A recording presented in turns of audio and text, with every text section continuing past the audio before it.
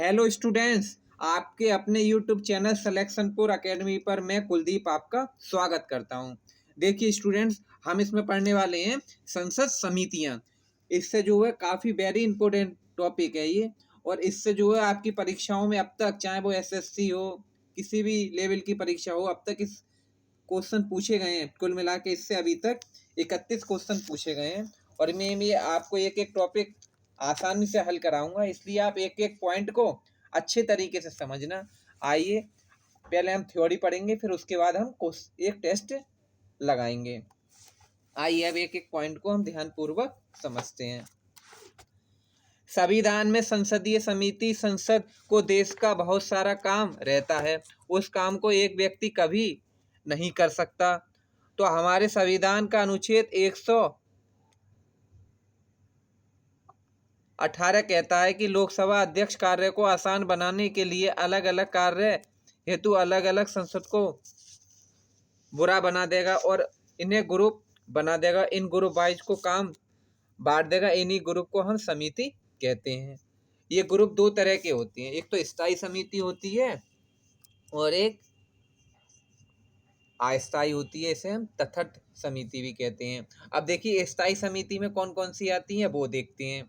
अब अस्थायी में कौन सी समिति आती हैं फिर हम वो देखेंगे। तो देखिए स्थायी समिति में आपकी एक वित्तीय समिति आती है, विभागीय समिति आती है और जांच समिति आती है, ये जनता की समस्या को सुनती है।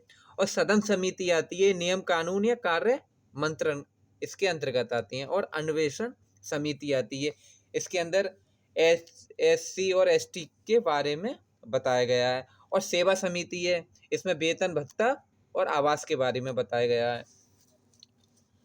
देखिए वित्तीय समिति, यह समिति पैसों की जांच करती है। 3 प्रकार की होती है। पहले ये प्रकलन समिति। प्रकलन समिति 1950 में क्यों आई थी? क्योंकि हमारा संविधान 1950 में लागू हुआ था, तो उस समय प्रकलन समिति का जिक्र हुआ था ज़्यादातर। तो इसे आप ऐसे याद रख लेना, आपका एग्जामिनर यहाँ से भी क्वेश्चन पूछेगा कि प्रकलन समिति किस सन में बनी थी, तो 1950 में बनी थी। दूसरी क्या आई थी? लोक लेखा समिति, ये 1921 में बनी थी। क्यों बनी थी 1921 में?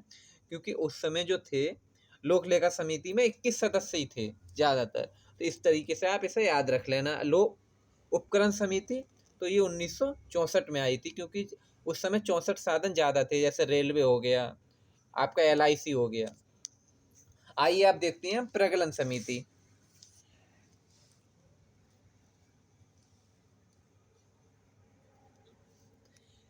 तीस सदस्य सभी लोकसभा सदस्य होते हैं।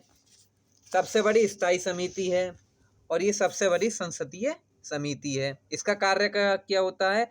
वित्तीय कार्यों से संबंधित मितव्ययता, प्रशासनिक सुधारों पर रिपोर्ट बनाना।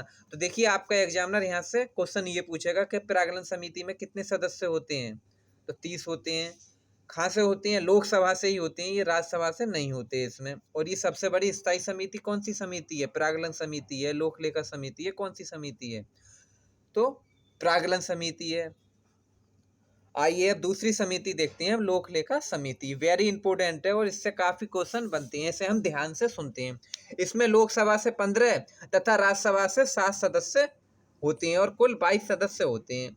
जनता का पैसा गलत जगह उपयोग ना हो, इसके लिए लोक लेखा समिति का गठन किया जाता है। लोक लेखा समिति धन की जांच करेगी और उसका अध्यक्ष विपक्ष का नेता होता है। इसे प्राकलन समिति की जुड़वा बहन कहते हैं। ये समिति सबसे पुरानी समिति है। लोक लेखा समिति अपनी रिपोर्ट लोकसभा अध्यक्ष स्पीकर को देती है। कार्य सरकार के वार्षिक लेखों की जांच करना, कैग की रिपोर्ट पर विचार करना। अब आपका एग्जामिनर यहाँ से क्वेश्चन पूछेगा कि प्राकलन की जुड़वा बहन किस समिति को कहते हैं, तो लोक लेखा समिति को कहते हैं। इसमें कितने सदस्य होते हैं लोक लेखा समिति में? तो 22 सदस्य होते हैं। 15 लोकसभा से और राज्यसभा से 7 होते हैं। तो यहाँ से क्वेश्चन आपके बनेंगे। आइए अब अगला समिति देखते हैं, लोक उपकरण समिति। इसमें 15 सदस्य होते हैं। इसमें लोकसभा से 7 और लोकसभा से कितने होती हैं? 15 और राज्यसभा से 7 होते हैं और 22 सदस्य होते हैं। जैसे इसके अंतर्गत क्या आते हैं? LIC आती है आपकी, एयर इंडिया आती है, FCI मतलब आदि उपकरण आते हैं और सरकारी कंपनियों की लेखों की जांच करना। अगला देखते हैं विभागीय समिति। विभागीय समिति कई प्रकार की होती हैं। अलग अलग विभागों के लिए कुछ विभागीय समिति होती हैं। अगली समिति देखती हैं जांच समिति।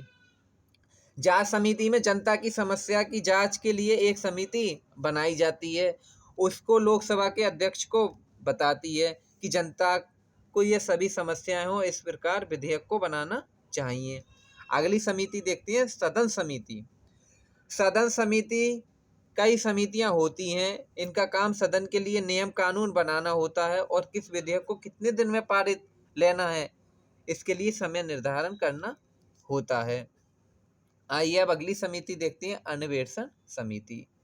इस समिति का मुख्य कार्य SC ST के बारे में जांच करना है। आपका एग्जामिनर यहाँ से क्वेश्चन पूछेगा कि SC ST के बारे में कौन सी समिति है, तो अन्वेषण समिति है। अगली समिति देखती है सेवा समिति। इसका कार्य संसद का वेतन भत्ता आवास का निर्धारण करना है। आपका एग्जामिनर यहाँ से क्वेश्चन पूछेगा कि वेतन भत्ता आवास का निर्धारण कौन सी समिति करती है, तो सेवा समिति करती है। अब देखती हैं अस्थायी समिति।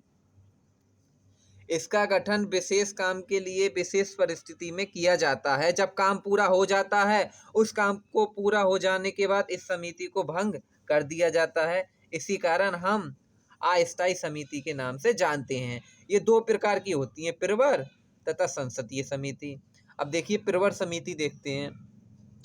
जब कभी किसी विधेयक में बहुत ही ज्यादा विवाद हो जाए तो इस विधेयक पर विवाद को सुलझाने के लिए अध्यक्ष प्रवर समिति का गठन कर देते हैं। ये समिति किसी भी विधेयक की बहुत ही गहराई से जांच करती है ताकि वह व्यक्ति की जांच करें और नियंत्रण महालेखक यह कमेटी 3 माह के अंदर उसकी खामियां और सुधार का रिपोर्ट अध्यक्ष को सौंप देते हैं। 2 तरह से इसका गठन किया जाता है। अगर लोकसभा सीट के लिए अलग अलग और राज्यसभा सीट के लिए अलग हो तो प्रवर समिति कहती हैं। इसमें लोकसभा में 30 और राज्यसभा में 30 होते हैं। अगर दोनों को मिलाकर इसे हो तो संयुक्त प्रवर समिति बन जाती है। इसमें लोकसभा से 30 और राज्यसभा से 15 होते हैं। अगली समिति देखते हैं संसदीय समिति। इस समिति का काम किसी घोटाले की जांच करना, जैसे राफेल घोटाले की जांच करना। यदि दोनों सदनों का गठन अलग अलग हुआ हो तो उसे संसदीय समिति कहते हैं। इसमें लोकसभा से 30 और राज्यसभा से 30 होते हैं। यदि दोनों को मिलाकर गठन किया जाए तो उसे संयुक्त संसदीय समिति कहते हैं। देखो सेंस से ही समझ में आ रहा है। तो इसमें भी 30 और लोकसभा से 30 होते हैं और राज्यसभा से 15 होते हैं। कुल सदस्य 45 होते हैं। आइए अगला पॉइंट देखते हैं। विधेयकों को पर प्रवर समिति में संसद की अधिकतम संख्या कोई निश्चित नहीं हो सकती। कुल 17 संसदीय समितियों में से 11 समितियों के अध्यक्ष लोकसभा के सदस्य होते हैं। आपका एग्जामिनर क्वेश्चन पूछेगा यहाँ से कोई कुल 17 संसदीय समितियों में से 11 समितियों के अध्यक्ष कौन होते हैं, तो लोकसभा के सदस्य होते हैं। आइए अगला पॉइंट देखते हैं। भारतीय संसद में विभागों से संबंधित 24 समितियों का गठन किया गया है। आपका एग्जामिनर यहाँ से क्वेश्चन पूछेगा कि भारतीय संसद में विभागों से संबंधित कितनी समितियों का गठन किया गया है, तो कुल 24। आइए अगला पॉइंट देखते हैं। भारत में नई समितियों की प्रणाली की शुरुआत 1991 में की गई। आपका एग्जामिनर क्वेश्चन यहाँ से भी पूछेगा कि भारत में नई संसदीय समिति प्रणाली की शुरुआत कब की गई, तो 1991 में। लोकसभा अध्यक्ष नियमित समिति का पदेन अध्यक्ष होता है। कार्य सलाहकार समिति विभिन्न विषयों पर चर्चा के लिए समय का निर्धारण करती है। ये मैंने आपको पीछे समझाया था। संसद की लोक लेखा समिति का अध्यक्ष लोकसभा का अध्यक्ष मनोनीत करता है। ये भी पॉइंट मैंने आपको अभी पीछे समझाया था। आइए स्टूडेंट्स, इस टॉपिक को हमने अगर ध्यानपूर्वक सुना होगा, अगर हमने इसकी थ्योरी अच्छे से समझी होगी तो हम इसके क्वेश्चन हल कर ले जाएंगे। और अब तक इसमें क्वेश्चन पूछे गए हैं 30 वर्ष की परीक्षाओं में। आइए एक एक क्वेश्चन अब हल करते हैं। अब भारत में नई संसदीय समिति प्रणाली की शुरुआत कब हुई, तो 1991 में हुई। मैंने आपको बताया था। भारत में संसदीय समिति प्रणाली की शुरुआत निम्नलिखित में से किसकी सिफारिश पर की गई तो संसद की नियम समिति पर। अगला क्वेश्चन देखते हैं, संसदीय समिति प्रणाली के तहत 12 अप्रैल 1993 से कितनी समितियों ने कार्य करना शुरू किया? तो 17 समितियों ने शुरू करा था। निम्नलिखित में से कौन सी स्थायी समिति है? तो प्राक्कलन समिति भी है, लोक लेखा समिति भी है और नियम समिति भी है, तो उपयुक्त सभी हो जाएगा इसमें। आइए अगला क्वेश्चन देखते हैं, निम्नलिखित में से कौन सी तटस्थ समिति है, मतलब अस्थायी समिति है? तो इसमें हमारा ऑप्शन कौन सा हो जाएगा? प्रवर समिति है। किस समिति को स्थायी वित्तमेता समिति भी कहा जाता है? किसे कहा जाता है? प्राक्कलन समिति को कहा जाता है। प्राक्कलन समिति में कितने सदस्य होते हैं? तो सभी लोकसभा से होती हैं, हमने पढ़ा था ये 30। ऑप्शन सी हो जाएगा इसमें। आइए अब अगला क्वेश्चन देखते हैं। अब हम 30 सदस्यीय प्राक्कलन समिति के कितने सदन की समिति है? तो ये जो है हमारी लोक लेखा समिति है। लोक यानी कि लोकसभा के जो होते हैं वो 30 सदस्य ही होते हैं, इसमें राज्यसभा के सदस्य नहीं होते हैं इसमें, तो ऑप्शन ए हो जाएगा। अगला क्वेश्चन देखते हैं अब, निम्नलिखित में से कौन सी एक सबसे बड़ी संसदीय समिति है? मतलब संसदीय का समिति का मतलब इसमें सभी लोकसभा के सदस्य हों, तो प्राक्कलन समिति है। अगला क्वेश्चन देखते हैं, प्राक्कलन समिति का क्या कार्य है? तो इसका कार्य जो है अर्थव्यवस्था में संगठनात्मक प्रशासनिक सुधारों के तरीकों का पर प्रतिबंधित प्रस्तुत करना है? नहीं, इसका ये कार्य नहीं है। और देश की आर्थिक स्थिति में संसद में आर्थिक सर्वेक्षण प्रस्तुत करना है? तो ये तो है, तो बी हो जाएगा। अगला देखते हैं, संसद में प्राक्कलन के प्रस्तुत करने के प्रारूप के विषयों पर सिफारिश करना है? ये भी है, तो इसमें बी और सी हो जाएगा। अगला क्वेश्चन देखते हैं, लोक लेखा समिति में कितने सदस्य होते हैं? तो 22 सदस्य होते हैं। लोक लेखा समिति में लोकसभा और राज्यसभा के क्रमांक कितने सदस्य होते हैं? तो 15 और 7 होते हैं। लोकसभा से 15 और राज्यसभा से 7 होते हैं। अगला क्वेश्चन देखते हैं हम,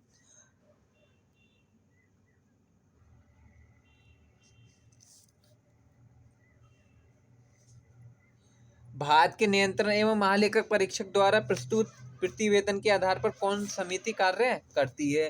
तो इसमें आपका हो जाएगा लोक लेखा समिति करती है। अगला क्वेश्चन देखते हैं अब हम, लोक लेखा समिति के सदस्य किनके द्वारा चुने जाते हैं? तो संसद के दोनों सदनों द्वारा चुने जा सकते हैं, मतलब राज्यसभा के द्वारा भी चुने जाते हैं और लोकसभा के द्वारा भी चुने जाते हैं। इसमें तो ऑप्शन ए हो जाएगा। भारत में संसदीय समिति में से निम्न में से कौन सा एक विभागीय व्यय और अनियमितताओं पर निगरानी रखने के लिए रखवाले कुत्ते का कार्य करती है? कौन सी समिति? तो लोक लेखा समिति करती है, सी हो जाएगा इसमें। आइए अगला क्वेश्चन देखते हैं, परंपरा के अनुसार निम्न में से किस समिति के अध्यक्ष पद पर विरोधी दल के संसद सदस्य को नियुक्त किया जाता है? तो लोक लेखा समिति में करा जाता है, ये हमने पढ़ा था। अगला क्वेश्चन देखते हैं, किस संसदीय समिति का प्राक्कलन समिति की जुड़वा बहन कहा जाता है? तो लोक लेखा समिति को कहा जाता है। अगला क्वेश्चन देखते हैं, निम्नलिखित में से वह प्राधिकारी कौन सा है जो भारत की समेकित निधि से राज्यों के राजस्व सहित अनुदान पर लागू होने वाले सिद्धांतों की सिफारिश करता है? तो इसमें लोक लेखा समिति हो जाएगा। आइए अगला क्वेश्चन देखते हैं अब हम, निम्नलिखित में से किस समिति का सदस्य कोई मंत्री नहीं हो सकता? तो प्राक्कलन समिति में कोई मंत्री नहीं होता, लोक लेखा समिति मतलब जितनी समिति होती है उसमें कोई मंत्री नहीं होता, तो इसमें हो जाएगा उपयुक्त सभी। अगला क्वेश्चन देखते हैं, लोकसभा अध्यक्ष किस समिति का पदेन अध्यक्ष होता है? तो इसमें हो जाएगा नियम समिति का, मतलब नियम ही बनाती हैं ज़्यादा लोकसभा अध्यक्ष की। और विधेयकों पर प्रवर समिति में सदस्यों की अधिकतम संख्या कितनी तक हो सकती है? तो इसमें जो है कोई निश्चित नहीं है। अनुसूचित जाति और जनजाति कल्याण संबंधी समिति में लोकसभा एवं राज्यसभा क्रमशः कितने सदस्य होते हैं? तो इसमें हमारा ऑप्शन हो जाएगा 20 और 10। आइए अगला क्वेश्चन देखते हैं अब हम, संसद की समितियों के सदस्य तो अध्यक्ष द्वारा नियुक्त किए जाते हैं और अथवा सदन द्वारा अपने सदस्यों के माध्यम से निर्वाचित किए जाते हैं। इसमें डी हो जाएगा। अगला क्वेश्चन देखते हैं, संयुक्त संसदीय समिति में कितने सदस्य होते हैं? तो 45 सदस्य होते हैं, ये हमने पढ़ा था। अगला क्वेश्चन देखते हैं, संयुक्त संसदीय समिति में लोकसभा तथा राज्यसभा के सदस्य क्रमांक होते हैं। तो जो हमारे लोकसभा से 30 होते हैं और राज्यसभा से 15 होते हैं। इसमें ऑप्शन ए हो जाएगा हमारा।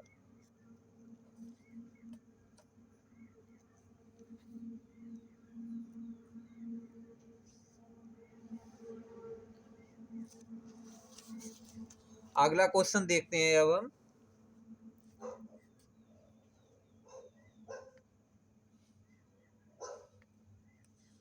कुल 17 संसदीय समितियों में से कितने समितियों के अध्यक्ष लोकसभा के सदस्य होते हैं?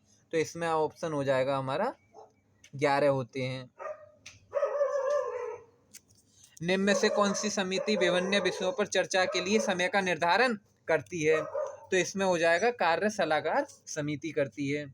अगला क्वेश्चन देखते हैं, भारत में संसद की वित्तीय समिति निम्नलिखित में से कौन सी है? तो लोक लेखा समिति भी है, प्रागलन समिति भी है, लोक उपकरण समिति भी है, इसलिए तीनों डी हो जाएगा इसमें। अगला क्वेश्चन देखते हैं, प्रागलन समिति के सदस्यों का कार्यकाल कितना होता है? 1 वर्ष। मतलब जितनी भी समिति होती हैं उनका कार्यकाल सबका 1 वर्ष ही होता है। अगला क्वेश्चन देखते हैं, एवं भारतीय संसद की लोक लेखा समिति के अध्यक्ष कौन मनोनीत करता है? तो इसमें ऑप्शन हो जाएगा हमारा लोकसभा का अध्यक्ष, ये हो जाएगा इसमें। आइए अगला क्वेश्चन देखते हैं। देखो स्टूडेंट, ये हमें सम्मिलित करना है, जैसे प्रवर समिति, लोक लेखा समिति और प्रागलन समिति, इनके क्या क्या कार्य हैं। और यह टॉपिक आपने पीछे पढ़ा होगा, तो इसमें विकल्प हो जाएगा हमारा डी हो जाएगा। ठीक है, इसी के साथ में हम ये टॉपिक समाप्त करते हैं। अगर आपको ये पसंद आया हो तो लाइक और शेयर करना और सब्सक्राइब करना।